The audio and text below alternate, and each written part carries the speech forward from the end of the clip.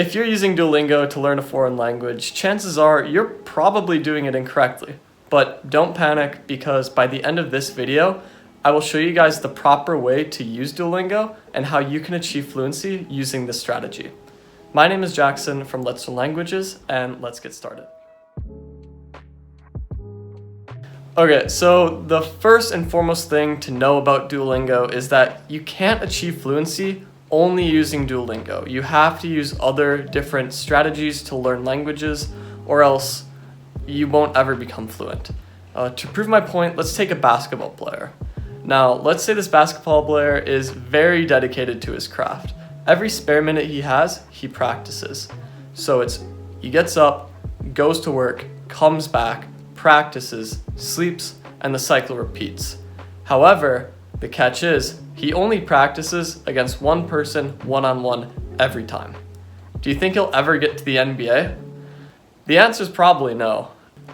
Sure, he may be a good one-on-one player, but he hasn't developed the other skills necessary to make it to the league. For example, if he was just dropped in the middle of an NBA team, he wouldn't fare very well because he hasn't learned how to play on a team. And this is exactly what Duolingo's like. Sure, you may be very good at constructing sentences and giving commands, but as soon as you start interacting with languages outside of Duolingo, you'll start to realize that the language that you're studying isn't exactly how Duolingo taught you it should be spoken and written. This is because, much like the basketball player, there are skills that you haven't practiced on Duolingo, like using slang or having conversations. So let's look at another problem you have only using Duolingo with the same analogy. So say we have a basketball player, he plays against the same person one-on-one every day. Now, what this basketball player has done is he's developed a very specific style of play to counter his opponent's style of play.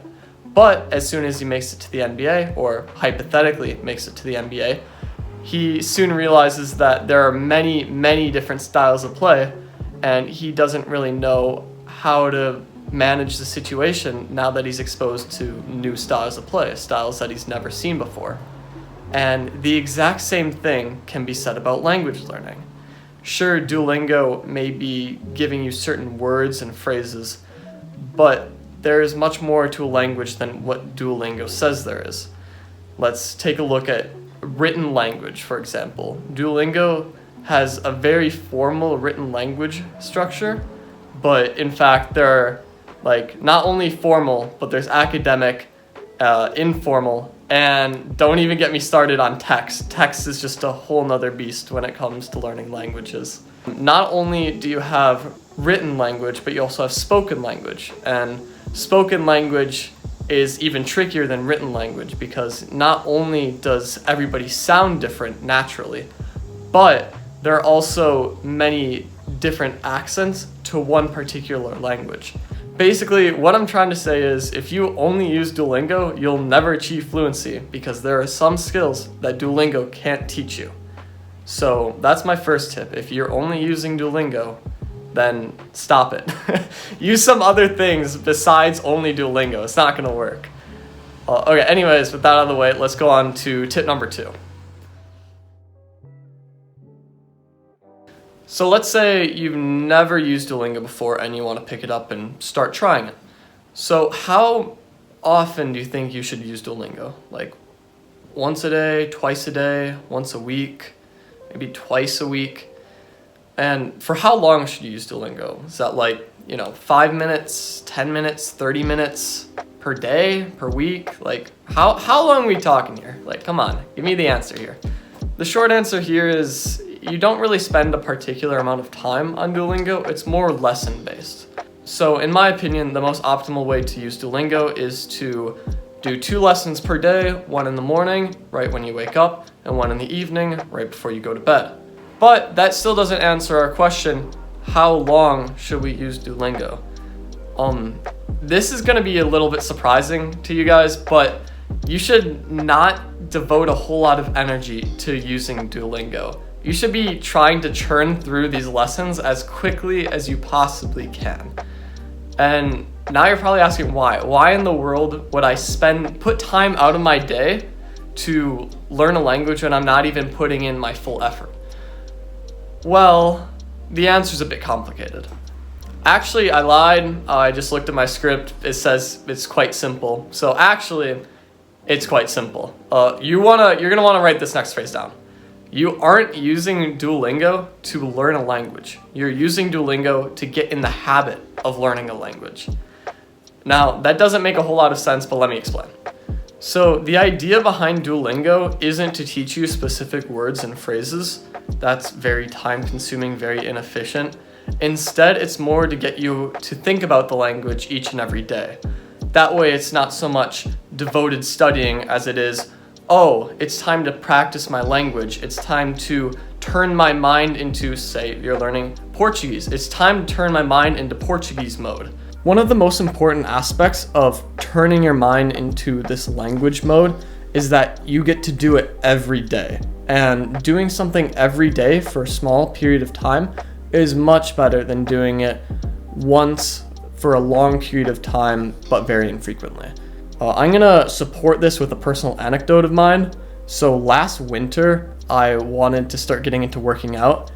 And what I did is I did 35 push-ups every day, just because I'm like, I want to increase my 1 rep bench PR. I think that'd be pretty cool. So I did 35 push-ups a day for 3 months. And guess how much my bench increased by? Go on, take a guess. The answer is 20 pounds. I increased my 1 rep bench PR by 20 pounds.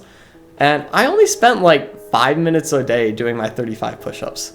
So last spring, I was doing 1 chest and tricep workout every 1.5 weeks, about. And I did that for also about the same time, probably 3 or 4 months, probably a little bit more. And guess what happened after the end of that time period? Take a guess, go on. What happened to my one rep bench PR? Well, surprise, it dropped. My bench PR dropped even though I was training, once every 1.5 weeks. I don't even know how that happened, but the point being is that daily marginal gains lead to extraordinary long-term results. That's from James Clear's book, Atomic Habits. I highly recommend you read it.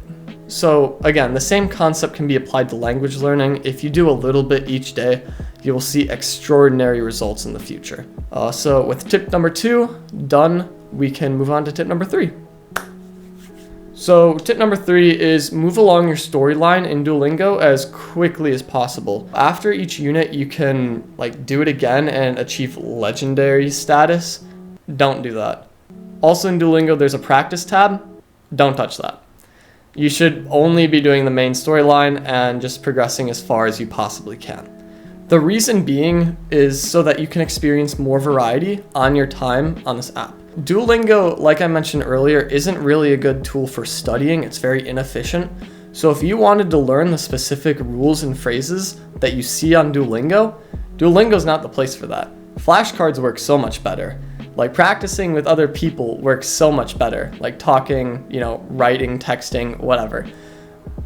But if you were to use Duolingo to experience as much of a variety of content that you can, you become a much more well-rounded language learner, and you're better able to recall those bits of information when you're asked. Duolingo isn't so much about consciously memorizing specific words and phrases. It's about subconsciously taking in as much of the language as you can each and every day. And for the last tip, I'm going to keep it short and simple. Use Duolingo on a computer. That way you don't run out of lives. So that's it. Those are my 4 tips on how to use Duolingo to maximize its efficiency and how to maximize, the output per time that you put into this app. I hope you guys enjoyed. I thank you for sticking with me to the end. I really appreciate you guys listening to what I had to say. And I look forward to making my next video. Much love. Ciao, ciao.